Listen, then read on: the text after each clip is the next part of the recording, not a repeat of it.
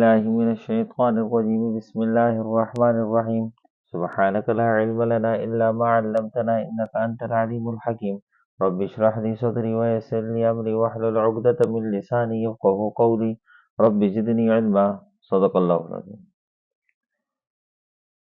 وإذا قيل لهم لا تفسدوا في الأرض قالوا إنما نحن مصلحون۔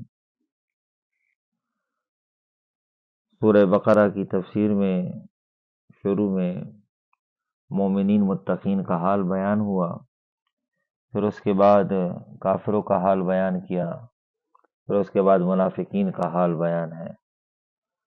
منافقین وہ لوگ ہیں کہ جو دل کے اندر نفاق کا مرض رکھتے ہیں، جن کے دل کے اندر نفاق ہے، یعنی دوغلا پن ہے۔ اس طرح کل کے سبق میں آپ سے ذکر کیا کہ یہ نفق سے نکلا ہے۔ نفق کے معنی سرنگ کے ہیں، اور سرنگ کے دو راستے ہوتے ہیں، یعنی ایک داخل ہونے کا راستہ، دوسرا نکلنے کا راستہ۔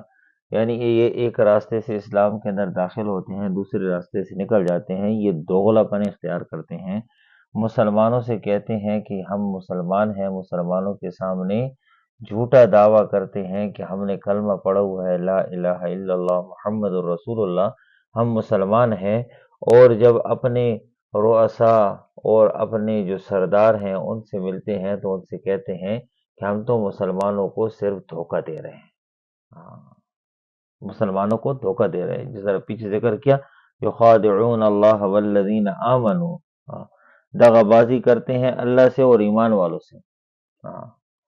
پھر فرمایا وما یخدعون الا انفسهم، وہ دغا بازی نہیں کرتے بلکہ وہ اپنے آپ کو دھوکہ دے رہے ہیں۔ نہ وہ اللہ کو دھوکہ دے رہے ہیں، نہ وہ مسلمانوں کو دھوکہ دے رہے ہیں، بلکہ وہ اپنے آپ کو دھوکہ دے رہے ہیں۔ حقیقت میں وہ اپنے آپ کو دھوکہ دے رہے ہیں۔ تو یہ نفاق کا مرض ہونے کے ساتھ ساتھ ان کے اندر ایک دوسرا مرض جو تھا وہ حسد کا مرض تھا۔ اب دیکھیں آپ صلی اللہ علیہ وسلم کے اوپر جو جادو، جو سحر کرنے والا تھا، وہ ایک یہودی تھا، منافق، لبید بن اعصم اس کا نام تھا۔ تو آپ صلی اللہ علیہ وسلم کے اوپر اس نے جادو کیا، سحر کیا، جس کی وجہ سے آپ صلی اللہ علیہ وسلم کی طبیعت انتہائی ناساز ہو گئی۔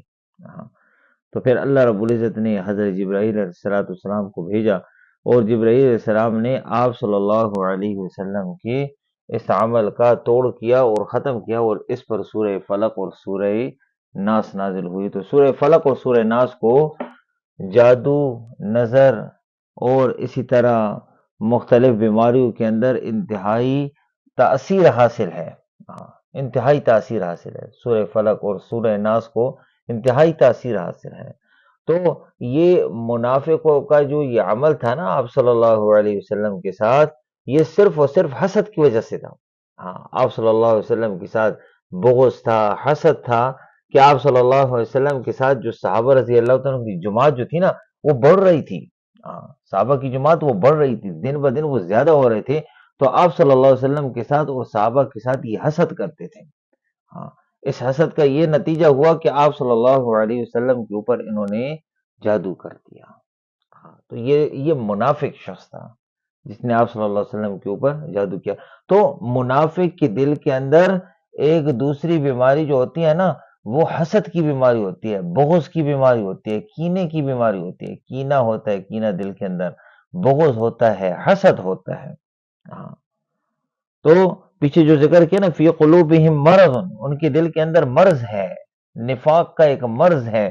اس نفاق کے مرض کی وجہ سے فزادہم اللہ مرضا، اللہ رب العزت نے بڑھا دی ان کی اس بیماری کو اللہ نے بڑھا دیا۔ یہ بیماری ان کی بڑھ گئی، نفاق کا مرض اور بڑھ گیا، کیونکہ اللہ رب العزت نے ان کے لیے دردناک عذاب تیار کر رکھا ہے۔ وَلَهُمْ عَذَابٌ عَلِيمٌ بِمَا كَانُوا يَكْسِبُونَ۔ آج کے سبق میں فرمایا وَإِذَا قِيلَ لَهُمْ لَا تُفْسِدُوا فِي الْأَرْضِ، جب ان سے کہا جاتا ہے کہ فساد نہ کرو ملک میں، زمین میں فساد نہ پھیلاؤ، تو وہ کیا کہتے ہیں؟ ہم تو فساد نہیں پھیلاتے، ہم تو فسادی نہیں ہیں، انما نحن مصلحون، ہم تو اصلاح کرنے والے ہیں۔ حالانکہ کیا یہی فسادی ہیں۔ اللہ خود فرما رہے ہیں الا انہم هم المفسدون، یہی تو فسادی ہیں، یہی تو شر پھیلانے والے ہیں، یہی منافقین ہیں۔ یعنی دیکھیں مختلف موقعوں پر ایسے واقعات موجود ہیں، حضرات صحابہ رضی اللہ عنہ کی بھی ایسے واقعات موجود ہیں کہ منافقین درمیان میں داخل ہو کر صحابہ کو آپس میں لڑا دیا، آپس میں پریشانیاں، مشکلات کا جو سامنا پڑا وہ منافقین کے عمل کی وجہ سے تھا۔ اب جو پہلے شروع میں آپ سے ذکر کی کہ آپ صلی اللہ علیہ وسلم کے اوپر جو جادو ہوا تھا، جو سحر ہوا تھا، وہ ایک منافق تھا۔ تو یہ فسادی ہیں، اللہ نے خود فرمایا ہے کہ یہ فساد پھیلانے والے ہیں۔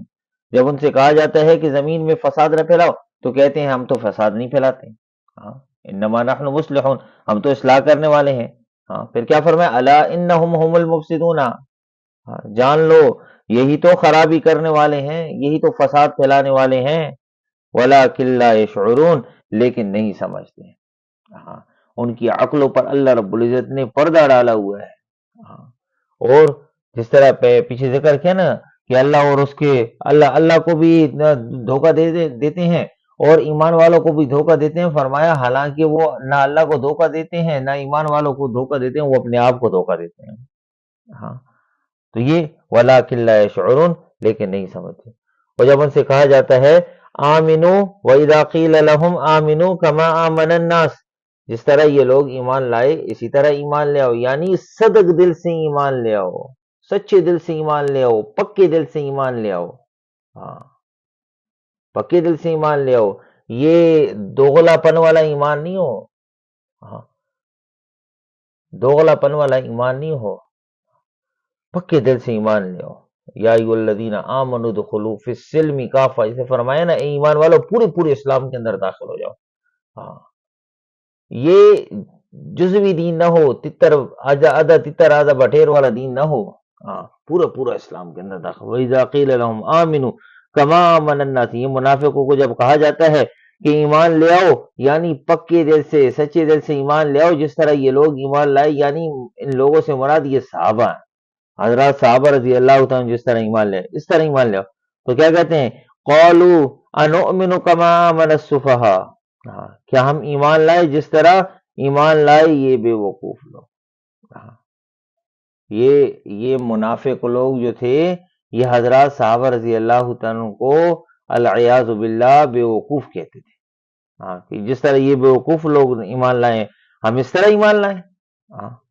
پھر کیا فرمایا اللہ رب العزت نے، الا انہم هم السفہاء ولکن لا یعلمون، خبردار اصل میں تو یہی لوگ بے وقوف ہیں جو یہ کہہ رہے ہیں، یہی لوگ بے وقوف ہیں، یہی منافقین بے وقوف ہیں جو یہ کہہ رہے ہیں صحابہ رضی اللہ تعالیٰ کے بارے میں، جن کے یہ الفاظ ہیں کہ العیاذ باللہ کہ یہ بے وقوف ہیں، تو اللہ نے کیا فرمایا، الا انہم هم السفہاء ولکن لا یعلمون، اصل میں تو یہی بے وقوف ہیں جو صحابہ کو بے وقوف کہہ رہے ہیں۔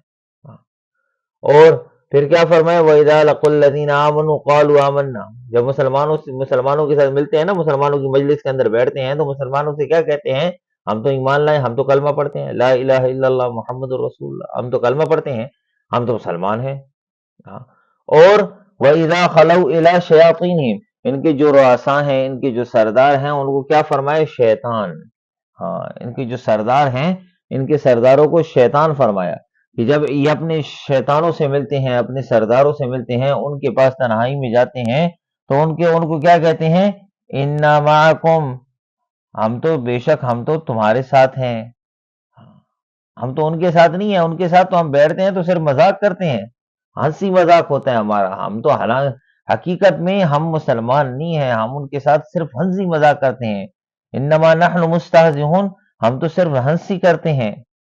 تو اللہ نے کیا فرمایا، اللہ یستہزئ بہم ویمدہم فی طغیانہم یعمہون، اللہ ہنسی کرتا ہے ان سے اور ترقی دیتا ہے ان کو ان کی سرکشی میں، اور اس حالت میں اللہ رب العزت ان کو سرکشی دے، ان کی سرکشی میں ترقی دیتا ہے، ان کی حالت یہ ہے کہ وہ عقل کے اندھے ہیں۔ یہ جو جس یعنی احمقانہ حرکت کے اندر، بے وقوفی کے اندر یہ پڑے ہوئے ہیں، یہ اپنی بے وقوفی کے اندر فرمایا ان کی عقل، یہ عقل کے اندھے ہیں، یہ عقل کے اندھے ہیں، ان کی عقلوں پر اللہ رب العزت نے پردہ ڈالا ہوا ہے کہ جب وہ ایمان والوں کے پاس بیٹھتے ہیں تو ایمان والوں سے کہتے ہیں کہ ہم تو مسلمان ہیں، ہم نے تو ایمان لائے ہوئے، ہم تو کلمہ پڑھتے ہیں، لا الہ الا اللہ محمد رسول اللہ۔ اور جب اپنے شیطانوں کے پاس جاتے ہیں تو ان سے کہتے ہیں کہ ہم تو مسلمانوں کے ساتھ صرف مذاق کرتے ہیں، ہنسی مذاق کرتے ہیں، حقیقت میں تو ہم مسلمان نہیں ہیں، ہم تو صرف ہنسی مذاق کرتے ہیں۔ تو اللہ نے کیا فرمایا؟ اللہ یستہزئ بہم وَيَمُدُّهُمْ فِي طُغْيَانِهِمْ يَعْمَهُونَ، اور اللہ رب العزت، اللہ بھی ان سے ہنسی کرتا ہے اور ترقی دیتا ہے ان کو ان کی سرکشی میں۔